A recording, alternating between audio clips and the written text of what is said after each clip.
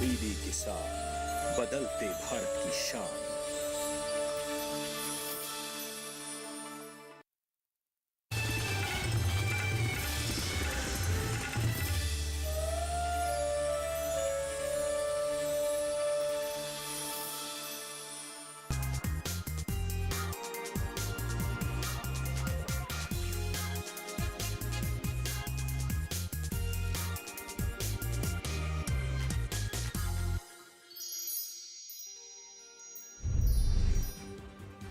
इस खरीफ सीजन किसानों को नहीं सताएगी यूरिया की कमी। प्रधानमंत्री मोदी ने किया यूरिया के लिए 10 लाख करोड़ रुपए सब्सिडी का ऐलान। नारी शक्ति की मदद से देश की कृषि व्यवस्था को तकनीक से जोड़ने की कवायद। लखपति दीदी योजना के तहत गांव में रहने वाली महिलाओं को मिलेगी ड्रोन ऑपरेट करने की ट्रेनिंग। विश्वकर्मा योजना को कैबिनेट से मिली मंजूरी। 77वें स्वतंत्रता दिवस के अवसर पर लाल किले की प्राचीर से पीएम नरेंद्र मोदी ने विश्वकर्मा योजना का किया था ऐलान।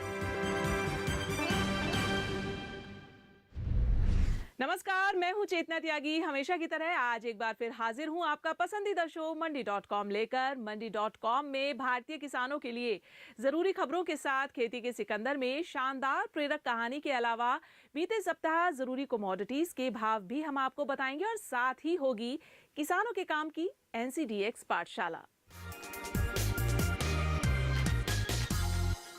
सबसे पहले देख लेते हैं कि बीते सप्ताह जरूरी कमोडिटीज के भाव क्या रहे हैं।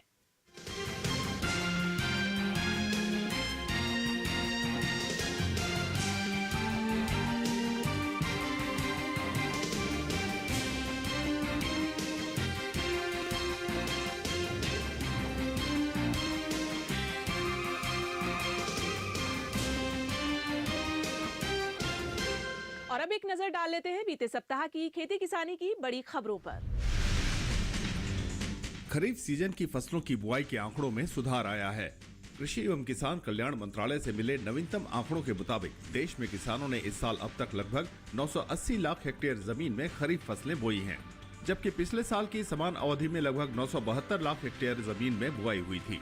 कमोडिटी के हिसाब से धान की बुआई लगभग 328 लाख हेक्टेयर जमीन में हुई है, जबकि पिछले साल की समान अवधि में लगभग 312 लाख हेक्टेयर जमीन में बुआई हुई थी।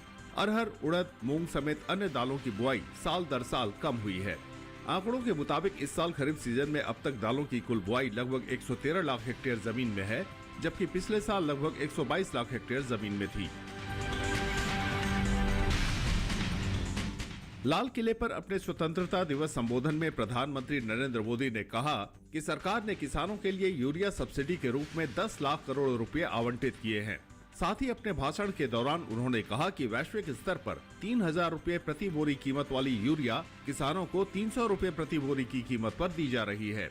77वें स्वतंत्रता दिवस के मौके पर देश के प्रधानमंत्री नरेंद्र मोदी ने कहा कि दुनिया में निरंतर महंगी होती खादों और केमिकल का बोझ किसानों पर न पड़े, इसकी भी गारंटी केंद्र की सरकार ने किसानों को दी है। प्रधानमंत्री नरेंद्र मोदी ने देश को आगे ले जाने के लिए महिलाओं की भूमिका को अहम बताया है। लाल किले की प्राचीर से प्रधानमंत्री ने कहा कि सरकार गांव में 2 करोड़ लखपति दीदी बनाने का लक्ष्य लेकर महिला स्वयं सहायता समूहों के साथ काम कर रही है। कृषि क्षेत्र में प्रौद्योगिकी के प्रयोग को बढ़ावा देने के लिए प्रधानमंत्री ने कहा कि 15,000 महिला स्वयं सहायता समूहों को ड्रोन चलाने और उनकी मरम्मत के लिए ऋण और प्रशिक्षण दिया जाएगा। प्रधानमंत्री ने कहा इन महिला स्वयं सहायता समूहों को ड्रोन उड़ाने की कुशलता प्रदान की जाएगी।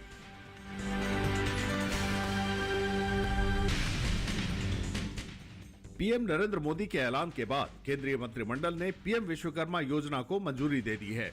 इस योजना के तहत 5 साल में 13,000 करोड़ रुपए खर्च किए जाएंगे और योजना का उद्देश्य स्किल वाले काम में लगे कामगारों को सस्ते ब्याज पर कर्ज मुहैया कराना है। इस योजना के जरिए सरकार कामगारों को 1 लाख रुपए तक का लोन उपलब्ध कराएगी। साथ ही गुरु शिष्य परंपरा के तहत कौशल कार्यों को बढ़ावा देने वाले कामगारों का कौशल विकास किया जाएगा। दरअसल प्रधानमंत्री ने स्वतंत्रता दिवस के मौके पर लाल किले से देश को संबोधित करते हुए विश्वकर्मा जयंती के दिन 17 सितंबर से पीएम विश्वकर्मा योजना शुरू करने का ऐलान किया था।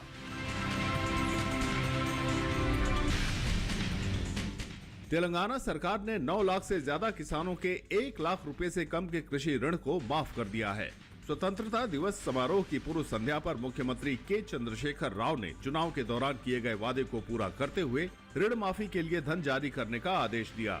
सीएम के चंद्रशेखर राव ने कहा कि 1 लाख रुपए से कम कर्ज लेने वाले किसानों को कर्ज के बोझ से मुक्त करने के लिए बैंकों को 99,999 रुपए तक के कर्ज का भुगतान किया जाएगा।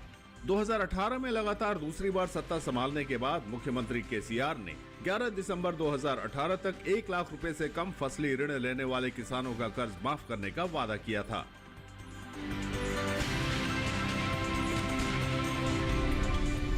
फिलहाल यहाँ वक्त हो गया एक छोटे से ब्रेक का। ब्रेक के बाद खेती के सिकंदर में दिखाएंगे एक ऐसे युवा किसान की कहानी जिन्होंने अपनी सूझबूझ और मेहनत की बदौलत एक अलग पहचान बनाई है।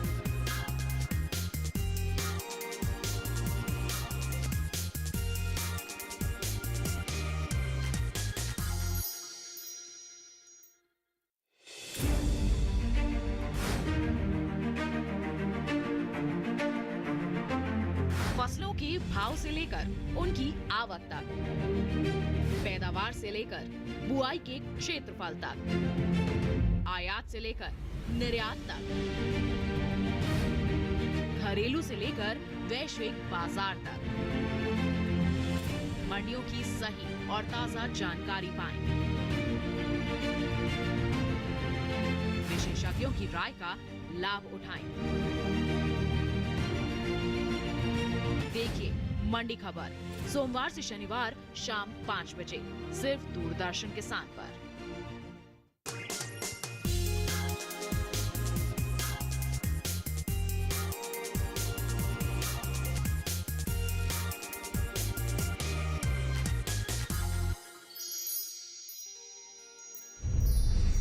एक बार फिर से स्वागत है आप सभी का मंडी.com में। और अब वक्त हो गया हमारी खास पेशकश खेती के सिकंदर का।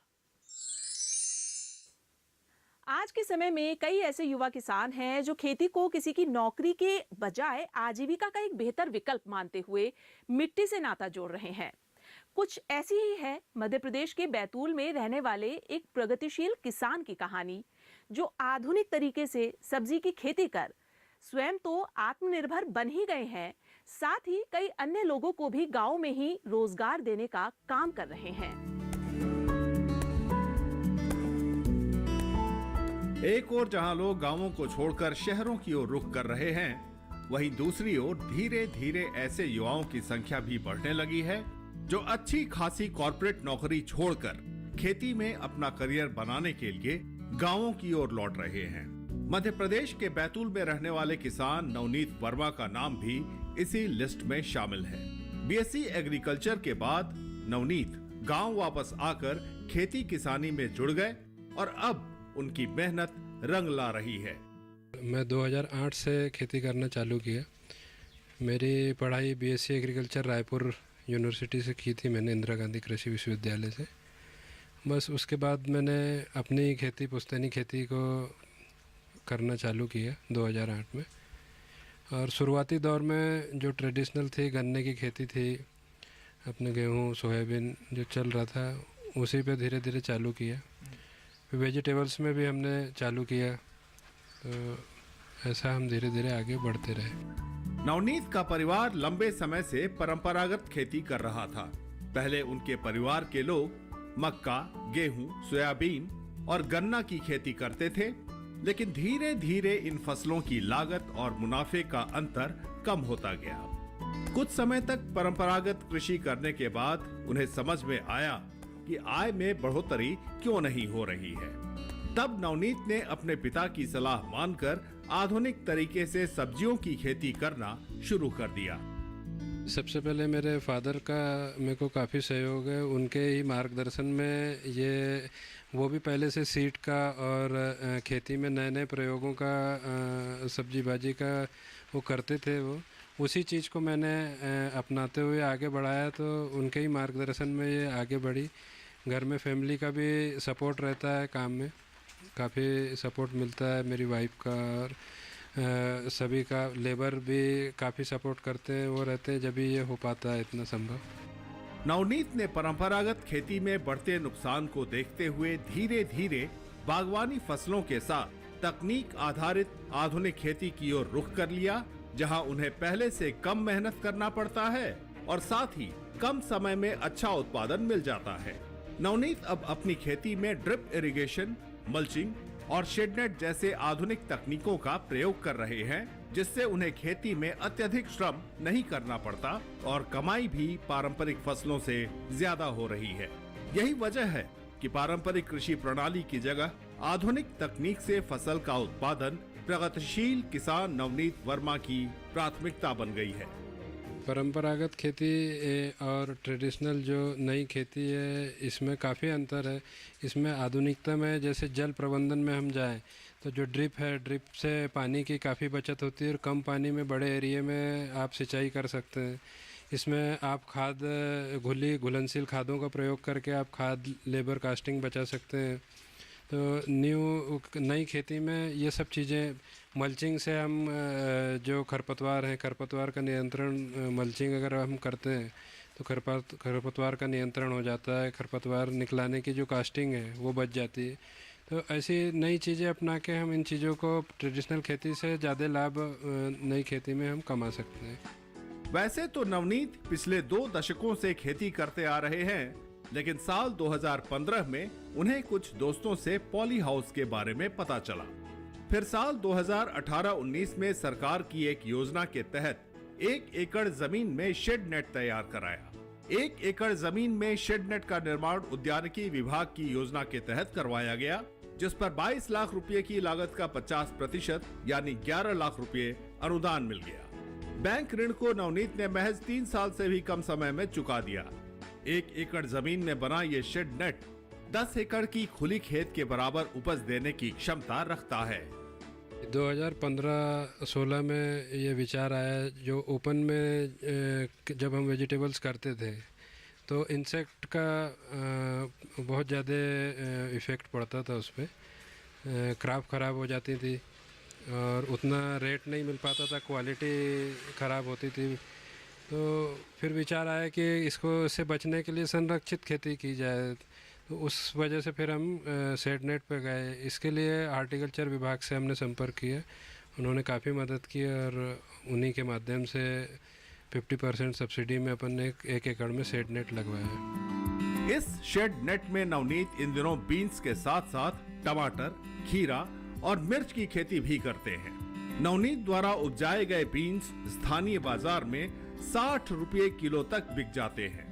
इसे बड़े शहरों के बाजारों में बेचे जाने पर इसकी कीमत और ज्यादा मिलती है। आमतौर पर ये बीन्स बिना रेशे वाली होती है, जिस वजह से इसे बेहद पसंद किया जाता है। नवनीत अपने खेतों से पैदा होने वाले बीन्स को नागपुर भेजते हैं। वहां से मुंबई, पुणे और अरब देशों तक इसे डिब्बे में पैक करके भेजा जाता है। नवनीत द्वारा उपजाए गए इस बीन्स की शेल्फ लाइफ काफी अच्छी है। लंबे समय तक स्टोर करने के बाद भी इसकी ताजगी और हरापन कायम रहता है। हम जब यहाँ पे खीरे और टमाटर की खेती कर रहे थे तो सभी जो फार्मर हैं वही लगा रहे थे।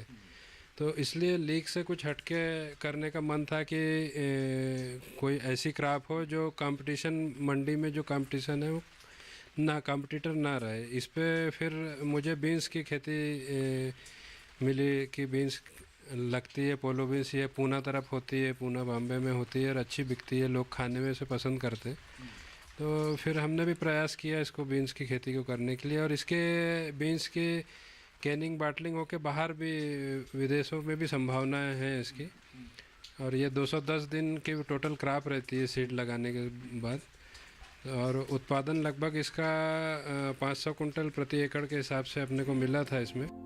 नवनीत वर्मा अभी यहीं तक नहीं रुके हैं, बल्कि उन्होंने अपनी उपज को लेकर फ्यूचर प्लान भी बनाया है। नवनीत जल्द ही बीन्स, टमाटर और दूसरी सब्जियों का वैल्यू एडिशन शुरू करने जा रहे हैं। बीन्स का प्रोडक्शन बढ़ने पर कैनिंग, बॉटलिंग प्लांट लगाने की योजना है और बीन्स की पैकेजिंग करके दुनिया भर में बीन्स का एक्सपोर्ट किया जाएगा। एक ही फसल को अगर सभी किसान लगाते हैं और सरप्लस में जब मार्केट में आती है तो वो या तो बहुत कम दाम मिलते हैं, किसान को उचित दाम नहीं मिलते, और वो या तो फिर फेंकाती है, वो चीज़ बेकार जाती है, नष्ट हो जाती है। और ये सब सब्जियां क्या है, 1 दिन 2 दिन से ज़्यादा इनका स्टोरेज, भंडारण भी काफ़ी लंबे समय तक नहीं हो पाता।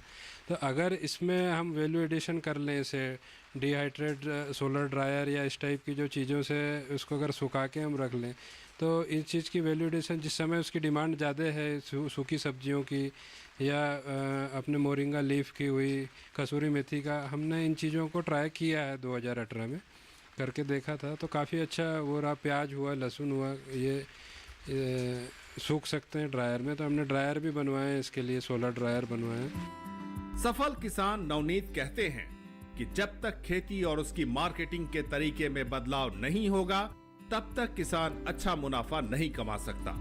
वे कहते हैं कि किसानों को अपनी आर्थिक स्थिति को सुधारना है तो परंपरागत खेती को छोड़ डिमांड और सप्लाई को ध्यान में रखते हुए आधुनिक कृषि प्रणाली के तहत बागवानी और सब्जी की खेती को अपनाना होगा। मार्केटिंग के हिसाब से अगर मार्केट में जिस समय जो चीज़ उपलब्ध नहीं है, हाफ सीजन जो चीज़ें मिलेगी उसकी डिमांड ऑलरेडी रहेगी। अगर हम सभी किसान एक साथ एक ही क्रॉप को लगाएंगे और एक ही सीज़न में, जिस सीज़न में वो होती हैं, तो उसके रेट उतने अच्छे नहीं मिल पाएंगे। अब अपेक्षाकृत अगर उसको आप सीजन में हम प्रयास करें, आप सीजन में प्रयास मतलब ऐसा कि जर्मिनेशन चेम्बर का हम यूज़ अगर करके जर्मिनेट कर रहे हैं, प्रो ट्रे में हम अगर सीडलिंग पहले तैयार कर लें, समय से 1 महीने 2 महीने पहले हमने सीडलिंग तैयार रहे और उसको खेत में ट्रांसप्लांट करें, तो शुरुआती दौर में रेट अच्छा मिलता है। देश के लगभग आधे किसान नहीं चाहते कि उनकी आने वाली पीढ़ियां खेती करें, लेकिन नवनीत ने अपने पिता की तरह खेती करना पसंद किया और आगे वो चाहते हैं कि उनका बेटा भी खेती किसानी में ही अपना शानदार करियर बनाए। नवनीत खासकर युवाओं को खेती की ओर आकर्षित करने के लिए जागरूक कर रहे हैं, ताकि ज्यादा से ज्यादा बेरोजगार युवक आधुनिक कृषि प्रणाली के सहारे बेहतर आमदनी कमा सके। मेरा एक बच्चा है, मैं उसको खेती में ही प्रोत्साहित कर रहा हूँ कि आगे अपने को खेती करना है, आधुनिक खेती करना है। ट्रेडिशनल खेती में बहुत बड़ी संभावना है। आज हमारे देश में वेजिटेबल्स और फ्रूट में माने तो 2nd नंबर पे है हमारा देश, और प्रोसेसिंग कम हो रही है, 2% मात्र प्रोसेसिंग है। अगर प्रोसेसिंग यूनिट बढ़ी और वो ही तो हम काफ़ी उन्नति कर सकते हैं। और युवा भी, नए जो युवा हैं इस क्षेत्र में काफ़ी संभावना है, एग्रीकल्चर क्षेत्र में अपार संभावना है।